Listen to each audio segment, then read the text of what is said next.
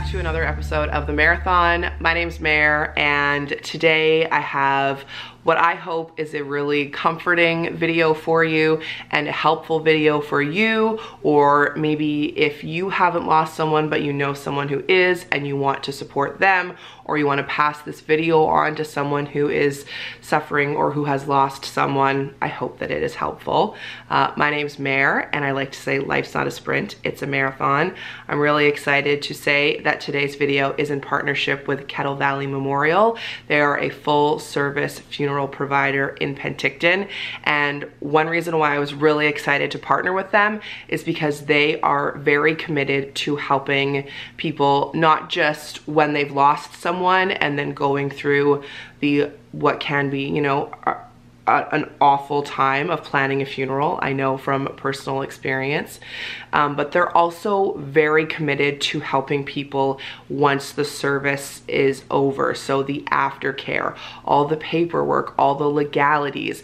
There is so much that you have to take care of when you lose a loved one that I would have loved this sort of guidance.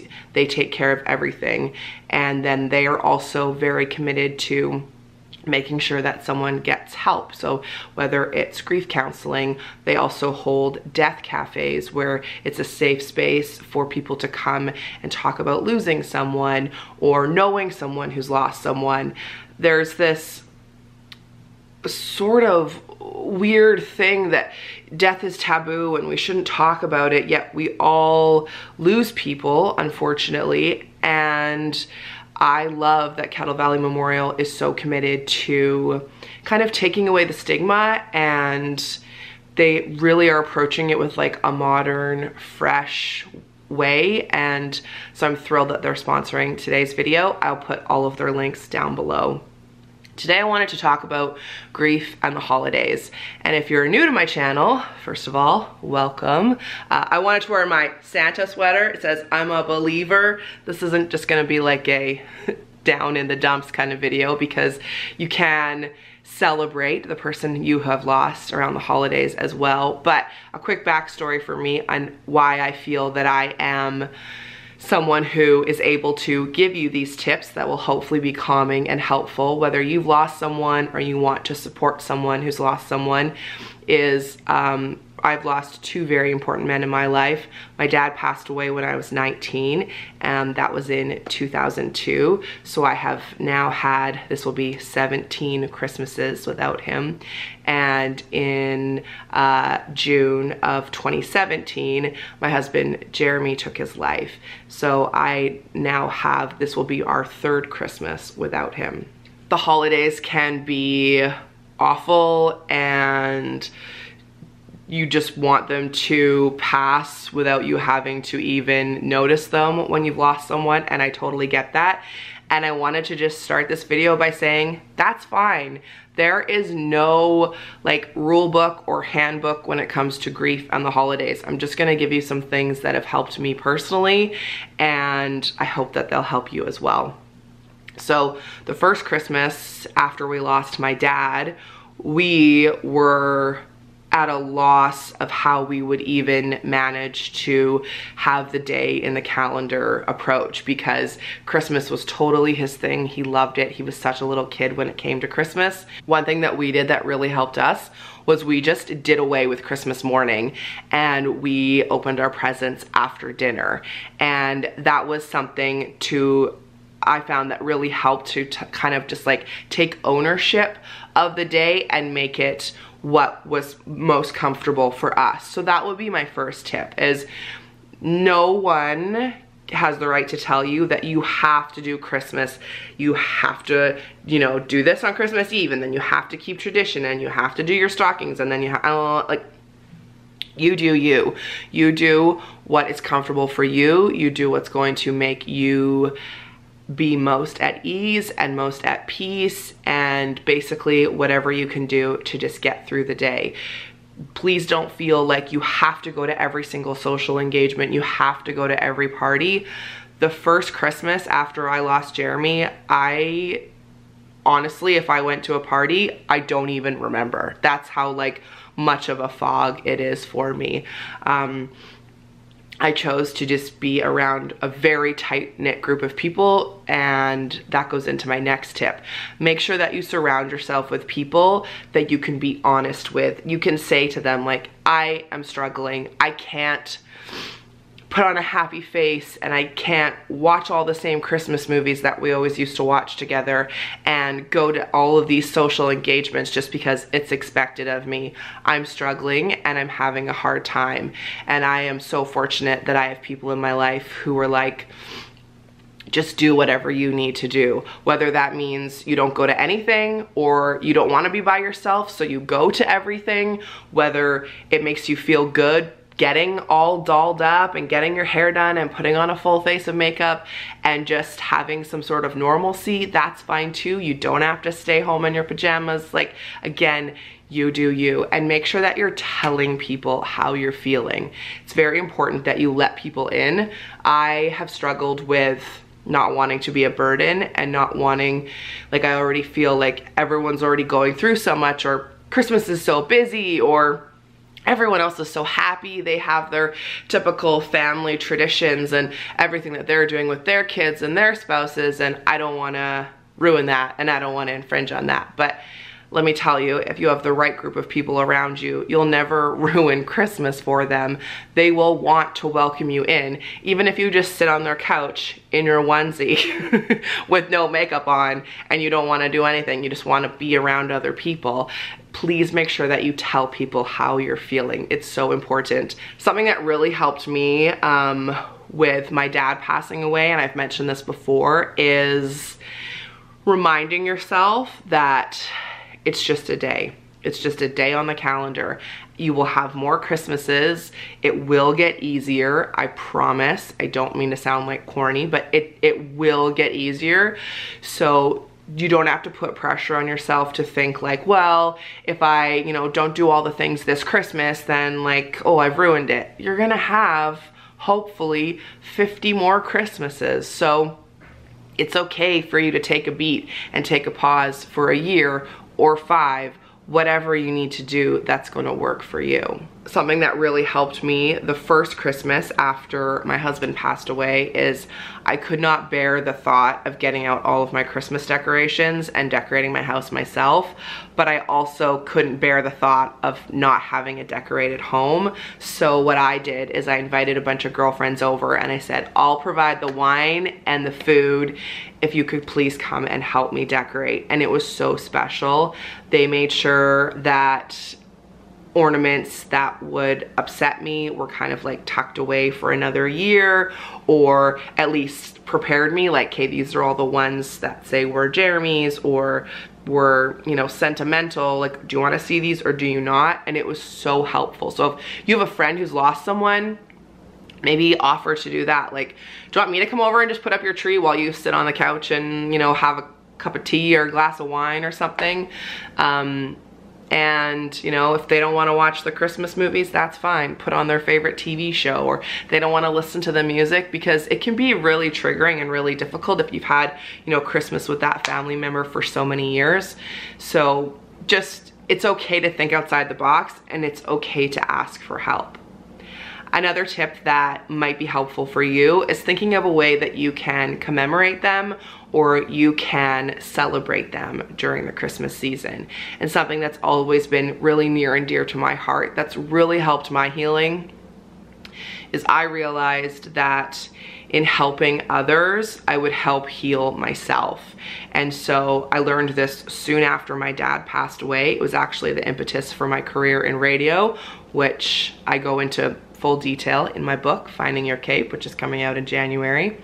And I have always found that if I'm having a tough day or a tough time or a tough season, to help other people and, you know, mindfully be thinking of my dad while I'm doing it, or now mindfully be thinking of my late husband Jeremy while I'm doing it, it just brings such a sense of like calm and ease and peace and a smile. So whether it's donating to the food bank, or if you can't afford to, just donating your time. I know tons of charities are always just looking for manpower. I always do a charitable donation every year at Christmas, and I mindfully think of ways to honor my dad and to honor Jeremy. So my dad passed away of a heart attack, so for years we would make donations to the Canadian Heart and Stroke Foundation. My mom also does a bursary every year in his memory at the high school where he was a teacher. Jeremy passed away due to suicide, and so I would often make donations to the group that was raising money to build a youth center in our community to help youth gain tools for their mental health. That was really important to me. My son has special needs, so you know, and Jeremy was always very active as a parent, so you know, those kinds of donations. And this year I was really drawn to make my Christmas donations to buy some gifts for some seniors in the community. I'm not sure, I think maybe because next month, coincidentally, totally not coincidentally, I picked this date on purpose, but the day my book's coming out would have been my dad's 75th birthday. And, you know, so just trying to think of something that would commemorate that person, to celebrate them in your own way. It feels like their spirit's alive, or it is really helpful, I find. I really like that aspect.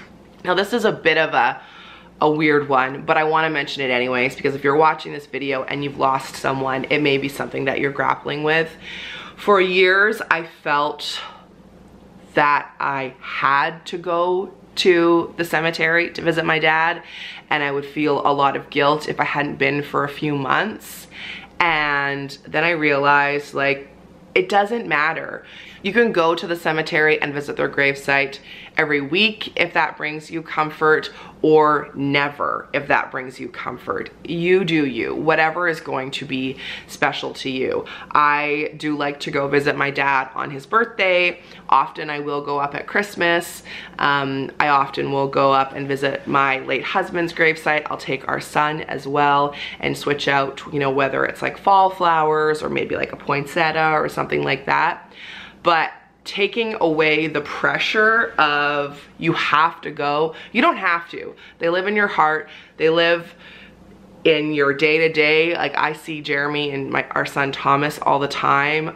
My dad, I love learning ways that, you know, his sisters say that I have traits of his, you know, like, if going somewhere physically makes you feel good, do it, but please don't feel obligated that you have to.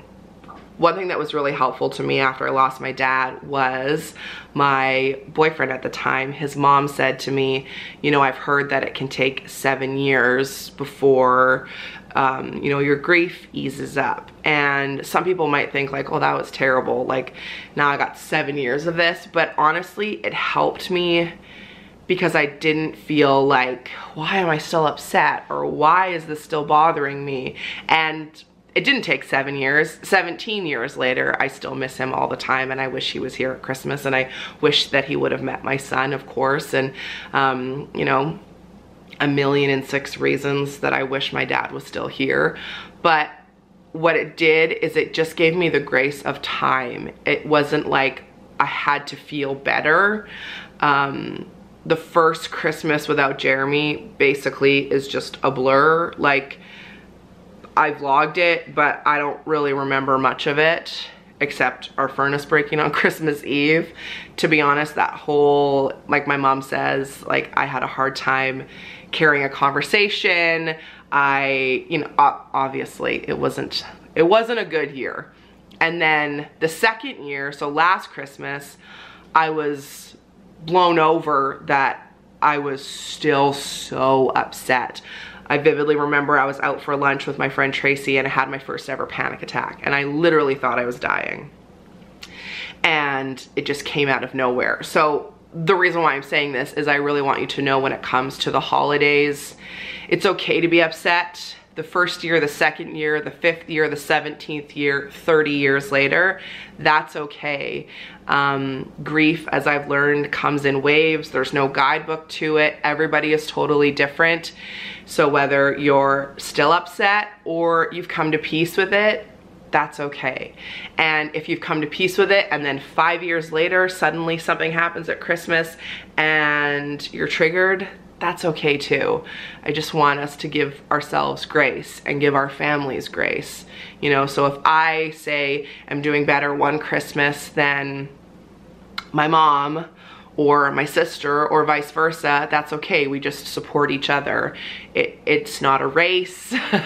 Life's not a sprint, it's a marathon, as I always say. And unfortunately, grief seems to be along those lines as well. There's no guidebook to it, and you just kind of have to ride the waves. So I hope that these tips are helpful. I have found that the holidays can be very upsetting when it comes to grief and to losing someone, but I've also found a lot of joy in new traditions and switching things up and just doing things at the pace that works for me and works for my son.